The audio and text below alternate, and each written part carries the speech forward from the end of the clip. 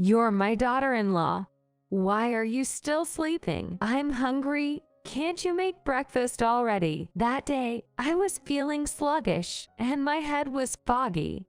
I couldn't even muster the strength to get out of bed. I was left with no option but to lie in bed when my Mill suddenly showed up, without a word of concern. I couldn't hold a proper conversation and managed to tell her that I was bedridden with a cold, but she just glared at me with disdain. After giving me a dirty look, I noticed my Mill rummaging through my bag and pulling out my wallet. Shocked, I forced myself to sit up and clung desperately to her feet, but I couldn't muster any real strength.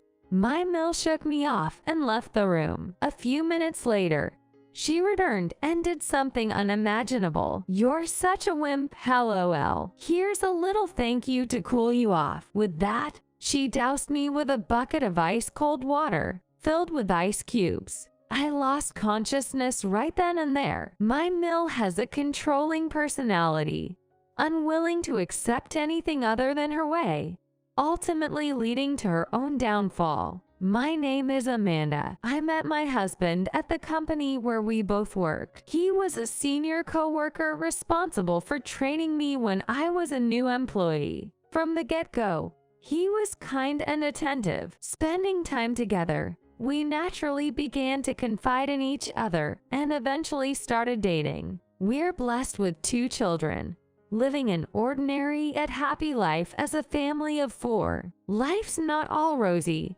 though. We have the same kinds of struggles you hear about on TV or read in magazines. It's mostly about my husband's parents. They live right next door to our home. We had considered moving to a single-family home, but it turned out that my father-in-law owned some land, so we decided to build houses next to each other. Although we're neighbors, my Phil doesn't interfere much, and we've been living at our own pace. Lately, however, he's needed some care. In reality, taking care of my Phil isn't all that demanding. It's mostly about giving him a hand now and then when daily life gets tough. The real problem is my Mill, who's always been bad at housework. At first, I accompanied them to doctor's visits, but gradually she started asking me to clean, do laundry, and prepare meals. "Amanda, you're the daughter-in-law. You should be doing this stuff." She began to treat me like a servant, rather than helping her husband. Before I knew it, I was going over to their place daily, doing all their cleaning, laundry, and cooking. My Phil would kindly tell me I don't have to do all that, but my Mill constantly criticizes me. "You're going to let Dad eat this." Life went on like this, and within a month, the snide comments towards me got even worse. "The living room is so dusty. Why don't you clean it? Do you really expect Dad to live in such a filthy home?" My in-laws' home was occasionally cleaned by my Phil since my Mill isn't good at it. When I started cleaning out of concern for my FIL's health, my Mill, who barely lifted a finger, began nitpicking even the tiniest details. Whenever I'm at home, my Mill finds something to complain about in everything I do. She goes out now and then, but no one knows where she goes or what she does. Sometimes she leaves in the daytime and comes back late at night. My Phil is nearing 70, so he's no spring chicken, but he loves his drinks. He thinks she might be out bar hopping with friends. My Mill's constant nagging was my primary stressor, but my husband helps me out when he's off work, saying it's family duty. Seeing him, our kids have also started to lend me a hand. But it seems like not just my husband and kids, but also my Phil being nice to me doesn't sit well with my Mill. The kinder people are to me, the harsher my Mill's words become. Her attitude has been deteriorating daily, and lately, she's started to call me for no good reason, making up excuses to get me involved. "Hey, isn't this food too salty? Dad is frail and needs special care. This seasoning is not suitable for him. Make it again." She would even make me redo chores like cooking and laundry. If only complaints were all I had to deal with. My FIL's health isn't the best, and he pushes himself too hard. So when I started visiting almost daily to help out, my mill suddenly demanded that I chip in for the utility bills. "You're the one doing the cleaning, laundry, and cooking, so naturally, you're using the electricity and gas. Therefore, you should be the one to pay the utility bills." Living as an elderly couple, their utility bills were not that expensive. Unable to say no, I begrudgingly paid my mill the money. After that, I reduced the days I would visit, but she still made me pay the full utility bills. My Phil, upon finding out, gave me more money than what I had given to her. At first, I hesitated to accept it, but eventually took it, thinking it would settle things amicably. After a few such exchanges, I decided to save the money for any emergencies my Phil might have, and kept it in a separate wallet. One day, my Phil fell seriously ill with a high fever. I managed to take him to the hospital, but he was only given N4 and sent back home. Apparently, there was nothing much they could do for him at the hospital, as it was just exhaustion. We were told to go home and rest, which we did, though the fever subsided a bit. He remained slightly feverish for several days. I stayed by his side nursing him, but as expected, my mill didn't lift a finger. A daughter-in-law should naturally take care of her parents-in-law, so do your part. Please help me out here, mill. Why should I? If I catch a cold, it would be troublesome. I'll leave it all to you. In the end, my mill did nothing and dumped all responsibilities on me before heading out as usual. A week passed, and my FIL's health stabilized, and his fever was gone. Feeling relieved, I let my guard down, and the accumulated fatigue hit me all at once. The next morning, I collapsed with a high fever. I thought it was just a cold, but my body ached so much that I couldn't move freely. Lying in my room, my husband came to check on me, bringing medicine and food. "Are you okay? I'll finish work early and come right back home. Rest up." I could only nod weakly in response. A few minutes after hearing the front door open and thinking my husband had left for work, the door opened again. Assuming my husband had forgotten something and returned, I heard loud footsteps, and my mill barged into my room. "Lazy daughter-in-law, how long are you going to sleep? I'm hungry. Can you make breakfast?" That's what my mill said to me, who was suffering from a high fever, unable to communicate properly. I told her I was sick and couldn't move. She just said, "Oh, is that so?" and glared at me. She looks around my room and seems to be rummaging for something, making noises as she goes. When I looked to see what she was doing, I saw her pulling my wallet out of my bag. "Oh, you have this much in here. There's a lot in this wallet too. The reason there's so much money is because I've just withdrawn this month's living expenses. If you take all this money, I won't be able to provide meals not just for my family but also for my Phil." The other wallet contains money that my Phil gave me for utilities. As my mill tries to leave the room with both wallets, I desperately grab onto her ankles. "Please, don't do this. I'd really be in a bind." I struggle to get up and hold on to her, but I'm so feverish I can't muster much strength. "If you have this much,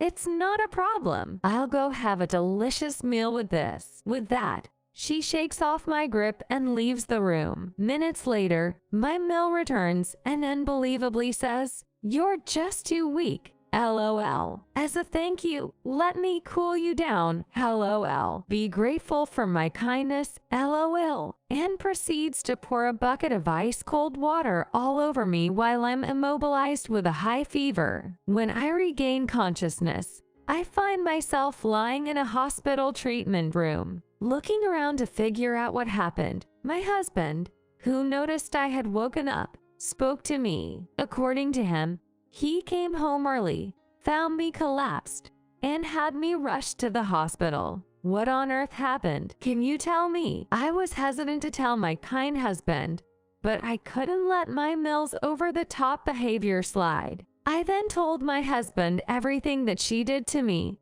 from leaving me soaked in ice-cold water while I was delirious with fever, to taking all the money. My Phil, who had been looking worried behind my husband, suddenly turned red with anger, just as my fever had settled down thanks to the four and we were discussing our next steps.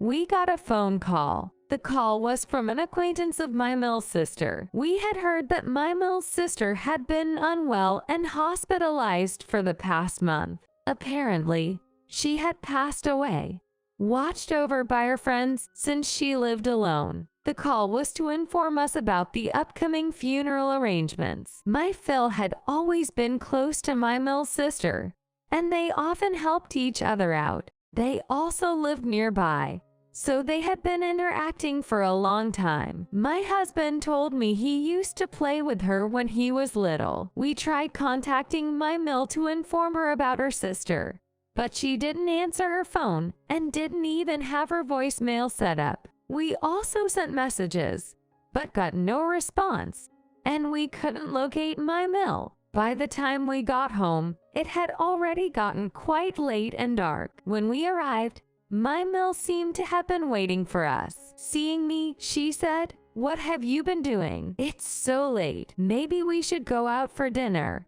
And then she left the house again. Both my Phil and my husband were beyond angry and were utterly dumbfounded by my Mill's behavior.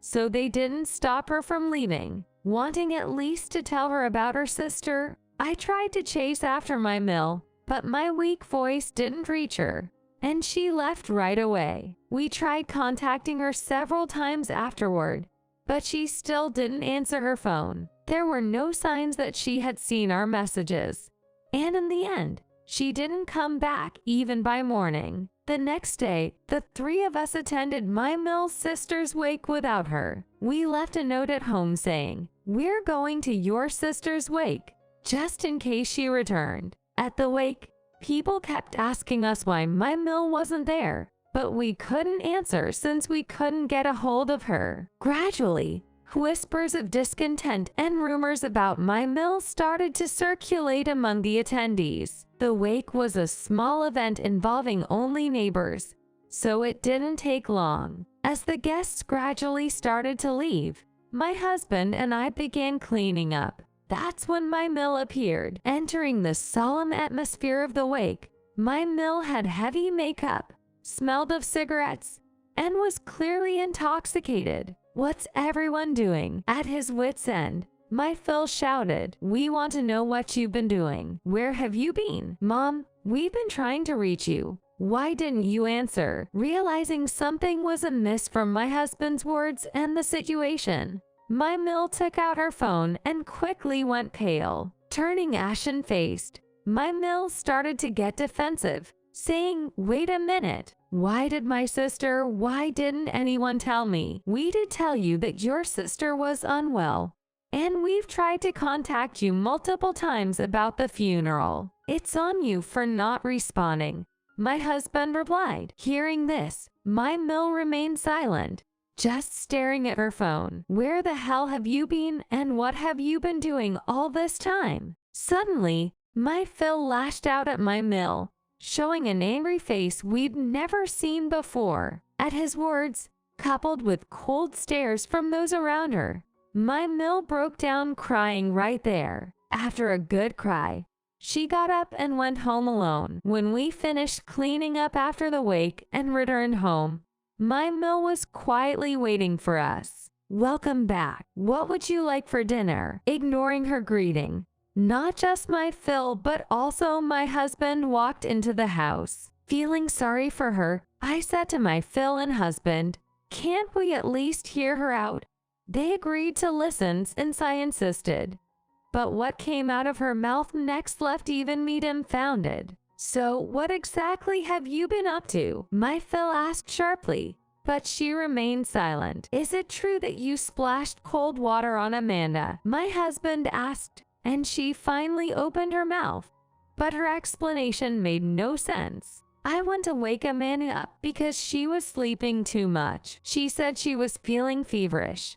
So I thought I'd cool her down. I accidentally slipped. It was an accident. I'm not in the wrong. Are you serious? The doctor said that if I hadn't gone back and discovered it sooner, it could have been life-threatening. And what happened to the money you took from Amanda? That was our living expenses for this month. Please give it back, I pressed, frustrated by my Mill's vague and mumbled responses to my questions. My Phil suddenly slammed his hand on the table. My Mill shrank back, answering slowly with a face that looked like she was on the verge of tears. I went to the slots to de-stress because you all keep blaming me. And guess what? I hit the jackpot multiple times. I then went to my regular club, and before I knew it, I was out of money. I'm stressed too, you know. What's the big deal? When I unabashedly asked my Mill, did you use all the money?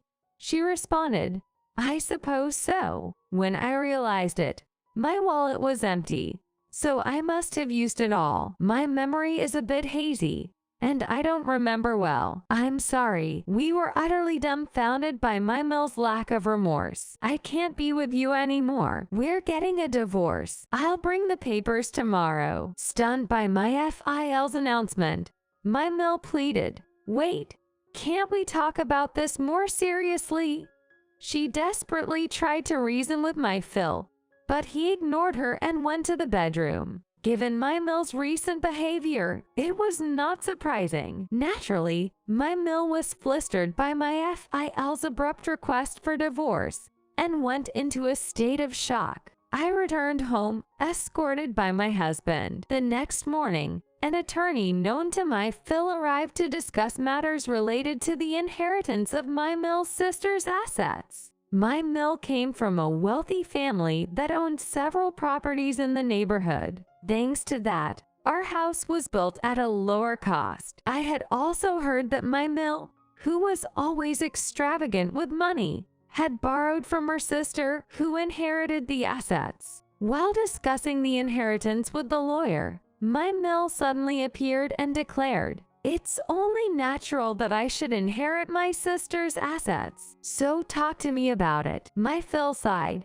visibly annoyed by my Mill's audacity. So you really think you should inherit it all? Of course, there's no problem if I inherit the assets. I'll even agree to the divorce then, so don't worry. Since my Phil had initially discussed divorce with the attorney, the proceedings moved swiftly. The inheritance process for my Mill also moved along, and she left the house to live alone in what was also her sister's home. Days later, after the formal inheritance procedures were complete, my Mill stormed back in, yelling, "What's this bill? You said you'd accept the inheritance without listening to any explanations. Deal with it yourself." My Mill, who had charged in full of rage, was quickly shown the door by my Phil. As it turned out, my Mill had inherited a negative estate. My Phil, who ran a real estate company, had been managing the properties entrusted to him by my Mill's sister. And my Mill's sister, not in good health, had gradually transferred the management rights to my Phil. As a result, all that remained of my Mill's sister's assets was a large mansion.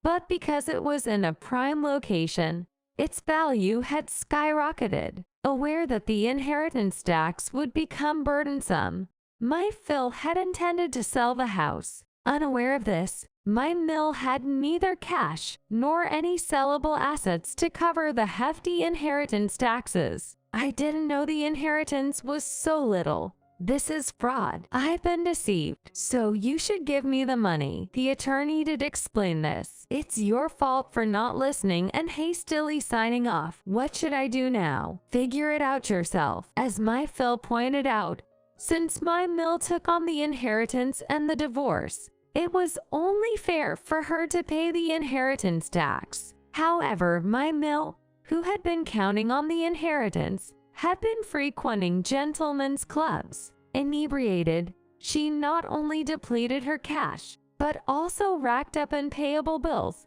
by ordering expensive drinks. Ultimately, unable to meet her financial obligations, my mill lost her home to foreclosure. Moreover, she couldn't cover the inheritance tax, and other debts came to light, leading her to file for bankruptcy. Word about MYY Mill spread around the neighborhood, making it impossible for her to stay. She ended up moving far away, and so my mill ended up living alone in a new place where she didn't know her way around, getting by on public assistance. We now live with my Phil, and although his need for elderly care has increased, our husband and children help with the caregiving. Life is less stressful than when my mill was around. Years later, as my Phil's need for care grew, he decided to move to a nearby nursing facility to lessen the burden on us. Through his attorney, he had been arranging for us to receive the land rights as a living will. It has been 10 years since my mill left, and my Phil is no longer with us. Thanks to my Phil, however, we live a financially secure life. Our children have grown, and we now live a happy life with our grandchildren.